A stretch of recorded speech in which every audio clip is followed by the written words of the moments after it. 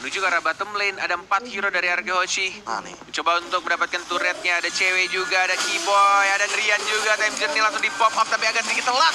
Skylar-nya yang langsung flicker ke arah belakang, dan lihat tendangan Albert. Cukup menyakitkan, dan satu orang justru yang harus tumbang, ceweknya. Ceweknya siapa sih ini? Beda Pak, ceweknya ketinggalan dan tadi mendapatkan efek dari begitu sakitnya bola yang ditendang oleh Bruno, terkena ke punggungnya, terkena efek slow. Apa yang bisa dilakukan lagi? Iya, padahal lagi sudah digunakan dan bahkan ternyata tidak cukup untuk membendung damage daripada Pak. seorang Albert. Tembus begitu saja dan turret sudah hilang. Ini bakal jadi kerugian banget. Kenapa? Karena Arkehoshi mendapatkan perbandingan 2-1 dari segi turretnya. Mid lane bahkan sudah jebol. Jadi rotasi ke arah bawah makin lebih aktif lagi dan turtle-nya nggak bakal bisa diganggu kalau kayak gini. Gak bakal bisa diganggu. Masih ada retry juga dari seorang Albertnya. Turtle yang ketiga sudah diamankan. 2 untuk tim RRQ dan 1 untuk tim Onyx Esports. Mulai ke pressure dari lini tengahnya dan juga lini bawah dari Onyx Esports. Mountain Shocker hanya untuk membuka visionnya, dan bahkan top lane turretnya juga diamankan oleh R7.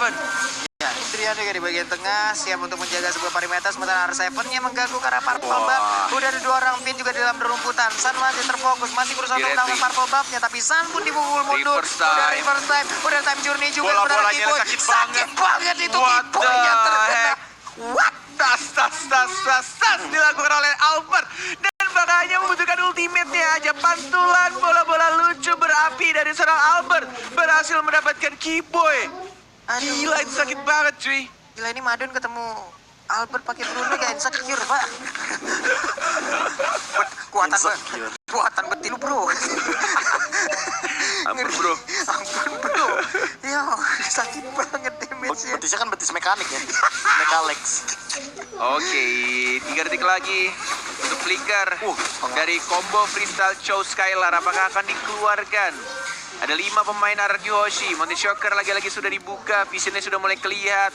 Sudah mulai membayang-bayangi dari rambutnya. Belum aja Raging Sandstorm-nya, dan langsung mundur ke arah belakang. Hanya 2 hit dan bahkan walai. Itu benar-benar bermodalkan ultimate aja dan beberapa hit dari seorang Albert ya. Mundur semua landak-landaknya. Bolanya nggak pecah karena duri-duri landak. Tetap mantul-mantul dan bahkan memberikan damage yang gede banget. Iya, nih gimana lagi? Apa nih segi dari itemnya bagaimana nih, Prof? Ya, mungkin kalau misalkan dari segi item, Albert kayaknya lebih menuju ke arah full damage sih. Ini mungkin saja ya. Dari item selanjutnya bisa jadi ke arah Blade of Despair. Dan dia lebih ready lagi buat team fight. Jadi bener-bener udah punya damage. Dia pakai Wave of the World aja udah cukup. Kayak tadi, dia lempar ultimate, bener-bener dipantulin berkali-kali ke teman-teman dari Onyx Esports. Dan untuk denial damage-nya belum ada nih. Tuh, lihat damage-nya. Dan bahkan terasa. Dan lihat di belakangnya R7 sudah mulai maju ke arah depan. Dan langsung dimajuin lagi ke Ken Guard. Tapi ada Defense Strike. Time Journey di bawah. Albert ya sekarang. Tapi masih bisa di-heal sama seorang Psycho-nya. Dari R7 yang maju lagi. Dan langsung diamankan 1 point kill ya. Justru malah di arah bottom lane-nya. Skylar yang gak berhasil menumbangkan seorang cewek, dan justru malah ceweknya mendapatkan point kill. Ya, seperti yang kita sudah duga-duga ya dari awal. Melihat Digi dan juga Rafael, Lakor dan Pablok ini males banget loh buat ngajak tim fight-nya loh. Asli, Ada mereka Time Journey, Holy Healing. Wah, ini tarik ulurnya udah mantep banget dari Arkehoshi. Mereka udah tinggal mainin timing aja. dan Suns-nya di arah tengah, tapi Albert yang 1 melawan 1. Dan bahkan Raging Sandstorm-nya enggak dikasih kesempatan, dan lagi-lagi ada stiker Go Onyx di atas kepalanya Albert. Top lane turret-nya diamankan dari seorang ceweknya di bottom lane-nya, dan bahkan di sini dari Albert-nya free banget untuk dapetin Lord yang pertama. Dan bahkan dari Onyx Esports juga agak sedikit kesulitan untuk masuk karena lihat ada 2 support di depan sana dari seorang Finn-nya dan juga seorang Psycho-nya. 2 petugas medis yang siap untuk memberikan bantuan ke arah Bruno-nya. Ini nggak pergi-pergi, Pak. Dia udah kayak bawa dokter keliling sendiri untuk Bruno-nya gitu. Yang satu untuk luka luar, yang satu luka dalam ya. Iya, cuy. Digi luka luar, soalnya dapat absorb. Luka dalamnya ada Rafaela.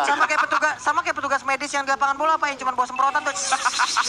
Mana yang sakit, mana. Mana yang sakit, udah begitu, itu yang dilakukan oleh mereka dari tadi. Bruno emang terjaga, bahkan dia nggak butuh kayak attack speed gitu loh dari Bruno. Cewek sih harus cepat mungkin bikin win of nature sih. Kalau nggak 1 sepakan hilang sih. 1 sepakan sakratul lah nih. Iya, kayak replaynya itu tiba-tiba kayak melihat boots yang sekarat begitu aja tuh bukan tanpa alasan. Itu tadi ditendang-tendangin sama Albert dengan volley shotnya. Dan ini yang terjadi kalau misalkan nanti di team fight yang selanjutnya yang udah ready bakal terjadi hal yang sama. Lordnya sudah mulai berjalan di arah top lane.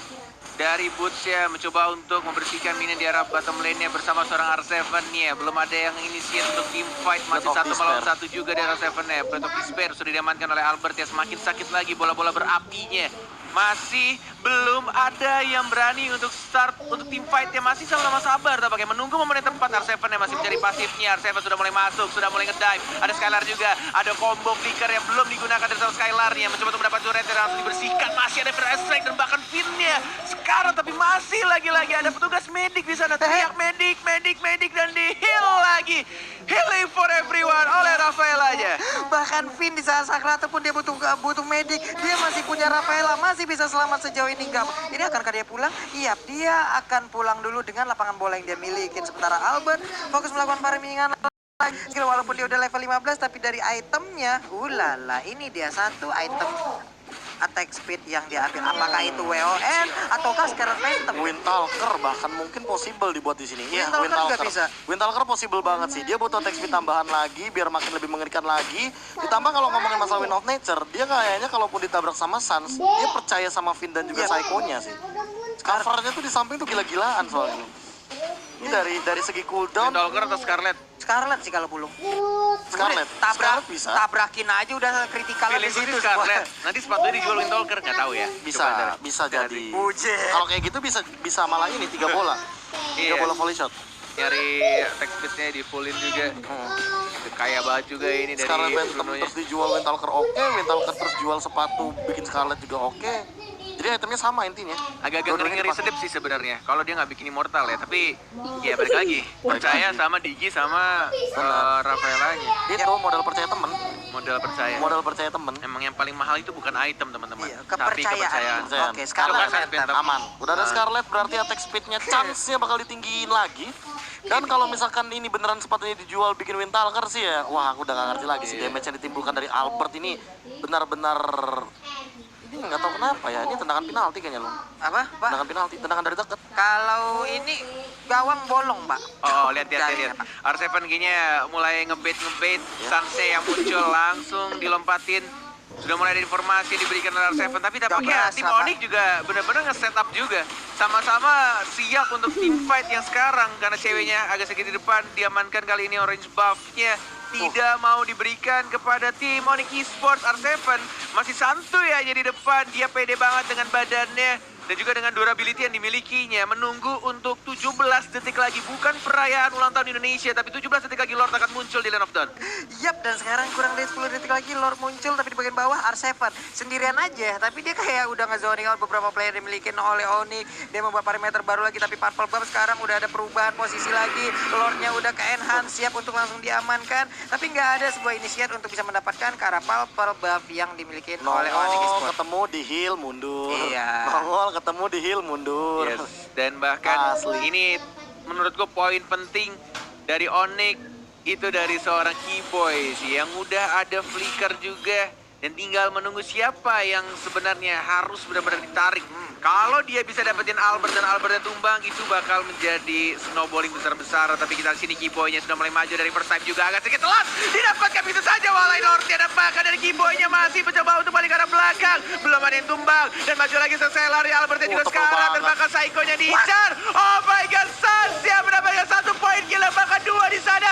Onyx Esports tidak mau kalah begitu saja. Sangat Bahkan unstoppable didapatkan dari seorang Albertnya. Oh, Sansia tidak ada traceless. Ada R7 juga dan langsung menarik mundur lagi. Tidak mau memaksakan sesuatu yang tidak perlu dipaksakan. One-one-nya Pak, 1 hit sisa hampir Satu 1 bar yang dia milikin dari darahnya. Habis sudah orange buff-nya R7 langsung berhadapan langsung dengan Sans. Gila. Tapi Keyboy akankah defense judgment dikeluarin karena untuk sekarang dia belum memiliki defense judgment. Dan ini merugi banget sih, kayak menurut aku untuk team fight selanjutnya, kalau misalkan ceweknya ada 5 lawan 3, mereka bisa outplay untuk yang sekarang. Mereka bisa tabrak begitu saja, tapi karena ceweknya terambil, terpick off di area jungle bawah, ini bakal jadi kerugian banget sih buat tim Onyx. 3 melawan 4. Mencoba untuk ditahan Lordnya agar tidak mengamuk ke arah turretnya.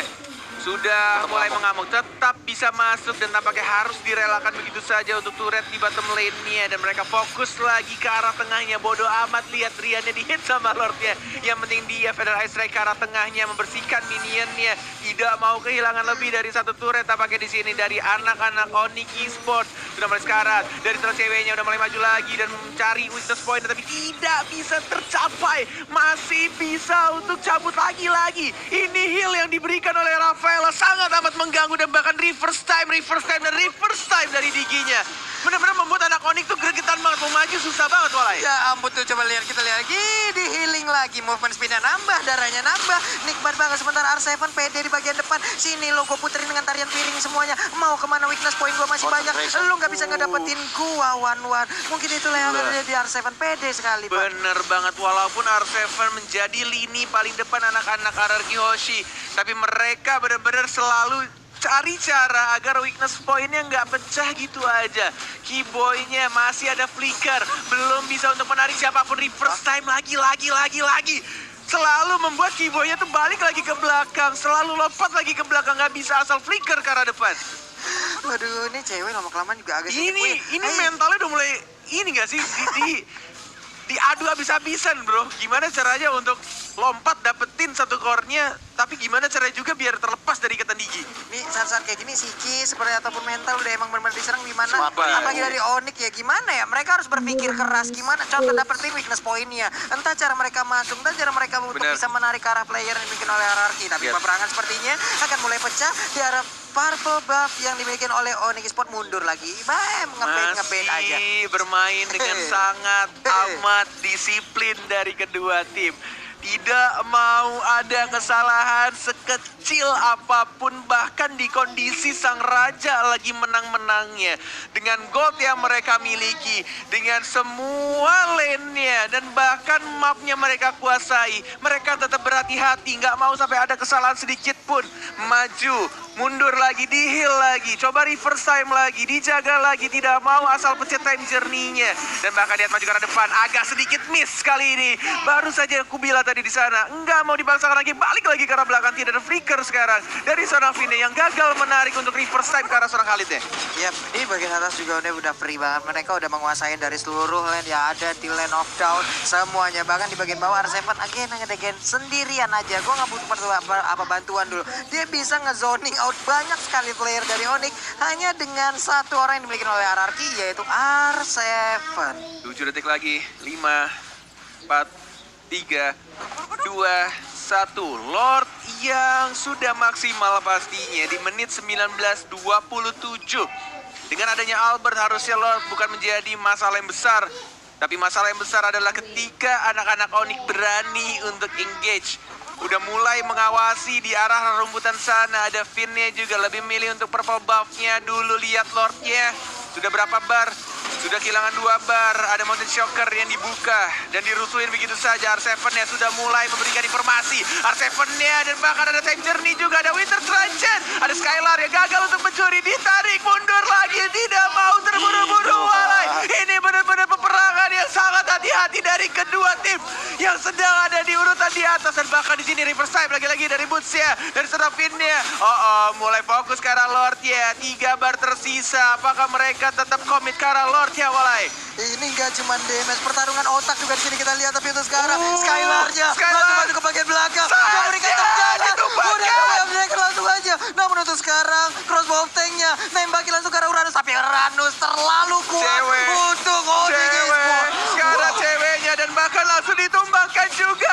Justru malah Skylar-nya yang membuat inisiasi untuk RRQ Hoshi. Yang diincar adalah Sansya. Yudun Zin yang dihancurkan terlebih dahulu dengan menggunakan combo 2 Dragon-nya. Dan lihat, tidak ada lagi cewek dan Sansya ditarik begitu saja. Langsung di-commit. Ada Resistance Storm juga. Nggak berhasil diselamatkan sama Digi-nya, Walai. Gak berhasil Pak, walaupun udah ada time journey yang dikeluarkan, udah dideketin juga dengan adanya satu support system, tapi apalah daya, gak kuat Pak. Ini gimana Pak? Bro, Itu masalahnya dari damage deal emang Sans, Dri, Drian dan juga cewek megang tinggi banget, tapi mereka tidak akan bisa melakukan eksekusi karena damage yang tinggi itu lihat tuh, Sakit putar banget, kulur ya dan bahkan bootsnya yang kemakan. Immortality pecah, terkena stun dari sang Psycho-nya. Masih ada Vixen God mengisi darah tapi percuma karena gila, bola-bola apinya terlalu menyakitkan dari serang Albert ya. Purple buff ya sudah diamankan walaupun mereka tadi bertiga bahkan 4 orang melawan 3 orang dari Onyx Esports. Mereka tidak mau terburu-buru untuk menyelesaikan permainan. Mereka benar-benar pengen komit ke arah Lord yang terlebih dahulu, pengen disiplin, tidak mau mengamankan ke arah base turretnya langsung. Retribution, langsung diamankan oleh Skylar. Lagi-lagi, Ya, damage-nya. Bigetron, program to win. Wow. Bisa masuk nggak bisa keluar item yang dibikin oleh Bruno. Tuh dijual Immortal sepatunya. ternyata. Dijual sepatunya dan Scarlet-nya juga Scarlet-nya dijual. dijual. Ganti Windtalker. Jadi Windtalker buat nambah movement speed. dan dia Benar. bikin immortal Dan dia ternyata. respect. Oke, Iya, akhirnya. respect dengan Immortal. Baik. Mungkin karena efek tadi ketika melihat cewek yang cukup mengerti Gara-gara di bagian Federal depan. Strike gak sih? Iya, Federal Strike juga salah satunya karena ngedeal damage yang cukup tinggi. Namun balik lagi sih, kalau misalkan ngomongin masalah Federal Strike, artinya Drian tidak boleh terpick off sama sekali. Memang dia belum tumbang, tapi kali ini jangan sampai nanti Drian yang malah ke pick off. Wah, ini benar-benar mereka masih punya high ground defendernya dari Parsia-nya. Dan bahkan mereka punya 2 marksman. Ada Yisun Chin. Dan bahkan ada Wan juga. Satu turret di atas. Sudah mulai diamankan. Minion wave-nya di arah tengah belum masuk. Tapi Lord-nya sudah mulai masuk di arah bottom lane-nya. Agak sedikit kurang baik untuk memanage lane-nya dari arah RQ. Karena belum ada yang masuk di arah tengahnya. Justru Lord-nya yang sudah mengamuk ke arah tengah. Sudah mulai masuk di sini. Tapi tampaknya lagi-lagi Federal Strike-nya sudah langsung membuyarkan sedikit saja. Sudah mulai masuk dan bahkan Boots-nya. Oh my god, Resence Pro untuk kematian dirinya. Dan bahkan langsung dia begitu saja kill. Dari Serapatnya. Teriakan sudah mulai. Bahkan di saat triple kill. Dan dia sini